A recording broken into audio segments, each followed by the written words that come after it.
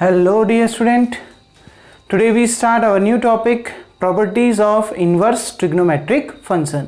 Dear student, अगर आपको मेरी वीडियोस पसंद आती हैं तो प्लीज़ मेरे YouTube channel learning secure classes bye Amit Dwivedi sir को लाइक कीजिए, शेयर कीजिए एंड सब्सक्राइब कीजिए। देखिए आज हम डिस्कस करेंगे properties of inverse trigonometric function. कुछ प्रॉपर्टीज को डिस्कस करेंगे, कहने का मतलब है हम इससे रिलेटेड कुछ फॉर्मूलेस पढ़ेंगे और उन फॉर्मूले का यूज आने वाली एक्सरसाइज में आपका होगा।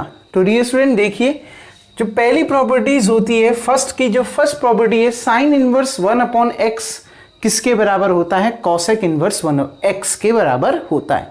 ये तीनों चीजें ध्यान रखना, एक चीज मैं प्रूफ करवाऊंगा, बाकी प्रूफ उसी की तरह होगा। ठीक डियर स्टूडेंट, देखिए साइन इनवर्स 1/x की वैल्यू किसके बराबर होती है? कॉसेक इनवर्स x के बराबर होती है। कॉस इनवर्स 1/x की वैल्यू किसके बराबर होती है? सेक इनवर्स x के बराबर होती है। देखो साइन इनवर्स, साइन का उल्टा कॉस होता है ना, तो sine inverse 1/x cosec inverse x होता है। Cos inverse 1/x sec inverse x होता है और टेन का उल्टा कॉट होता है, तो tan inverse 1/x cot inverse x के बराबर होता है। देखिए बच्चों, let sine inverse 1/x equals to y मान लेते हैं। देखो दो चीज प्रूव करवा देता हूं, ध्यान से समझिए। ये साइन उधर चला गया, साइन इनवर्स उधर चला गया, साइन y हो जाएगा, तो 1/x इक्वल्स टू कितना हो गया? Sine y। बच्चों साइन y किसका रेसिप्रोकल होता है? कॉसेक का।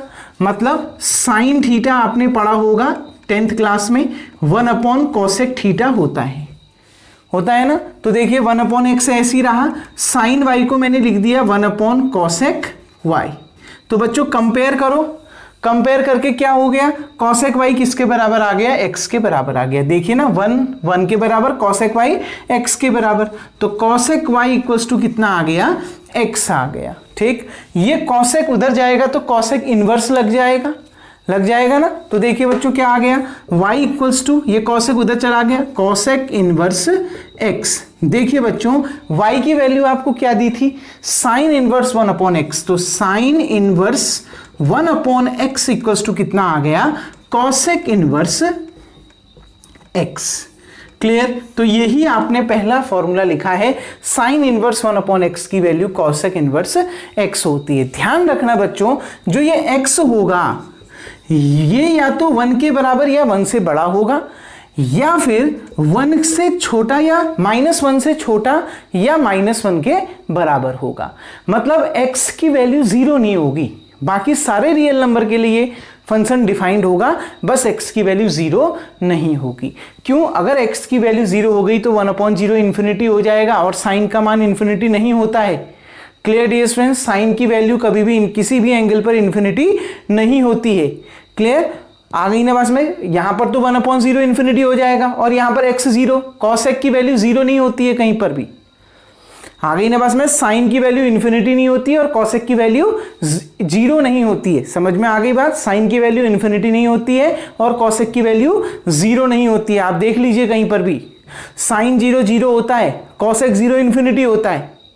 तो साइन की वैल्यू 1/0 इन्फिनिटी, साइन की वैल्यू इन्फिनिटी किसी एंगल पर नहीं होती है और कॉसेक की वैल्यू 0 कहीं पर भी नहीं होती है। इसलिए x की वैल्यू या तो 1 से बड़ी या 1 के बराबर या फिर -1 से छोटी और -1 के बराबर हो सकती है, लेकिन x की वैल्यू 0 कहीं पर भी नहीं हो सकती है। क्लियर बच्चों? आ गई ना बात समझ में?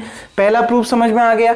तीसरा देखो, सेकेंड आप ऐसे ही कर सकते हैं, कॉस इनवर्स 1/x को y मानना, 1/x equals to cos y हो जाएगा, कॉस y को 1/sec y लिख सकते हैं, कंपेयर करके वो भी आ जाएगा। थर्ड पार्ट देखिए बच्चों, क्योंकि प्रूफ इतना इंपॉर्टेंट नहीं है, लेकिन अगर याद करने का तरीका अगर आपको याद नहीं हो रहे हैं तो आप ऐसे निकाल सकते हैं, इसलिए मैं बता रहा हूं। देखिए बच्चों, let tan inverse 1/x equals to y, इसको मान लेते हैं थोड़ी देर के लिए y।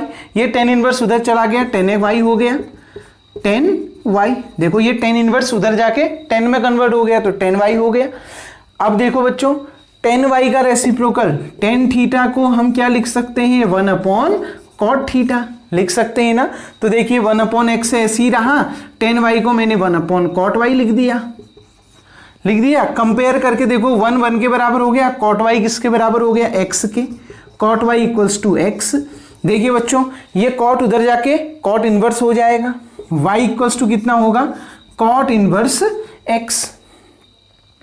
देखिए y इक्वल्स टू, ये कॉट उधर जाएगा, कॉट इनवर्स x। y कितना दे रखा है, y आपने कितना मान रखा है, tan inverse 1/x। That implies that y की जगह में आपने कितना लिख दिया, tan inverse 1/x equals to कितना, कॉट इनवर्स x।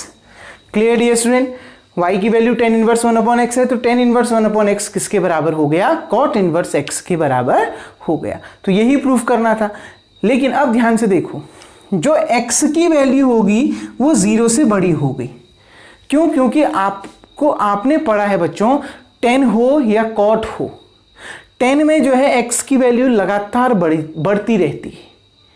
आ गई ना बस में, 10 की वैल्यू हमेशा बढ़ती रहती है, 0 पर 0 होगी, फिर 30 पर कितनी होगी आपका 1/√3 होगी, फिर 45 पर 1 होगी, फिर √3 होगी, फिर इनफाइनाइट हो जाएगी। क्लियर। और कॉट की वैल्यू 0 पर इनफाइनाइट होगी, ठीक है, फिर आपका कितना, फिर आपका 1/√3 आएगा, फिर आपका 1 आएगा, फिर 1/√3 आएगा, फिर लास्ट में जाके 0 आ जाएगा। मतलब हर केस में हम इसको 0 से बढ़ा लेंगे। 0 इसलिए नहीं हो सकती, देखो 1/0 इन्फिनिटी हालांकि डिफाइन है, आ गई ना बस में, कॉट इनवर्स यहां पर 0 हो जाएगा। अब देखिए क्या कॉट की वैल्यू 0 हो सकती है, देखिए tan इनवर्स 1/0 इनफाइनाइट, यानी आपको पता है tan इनफाइनाइट क्या, tan 90 क्या होता है इनफाइनाइट, यानी cot 90 क्या होगा 0।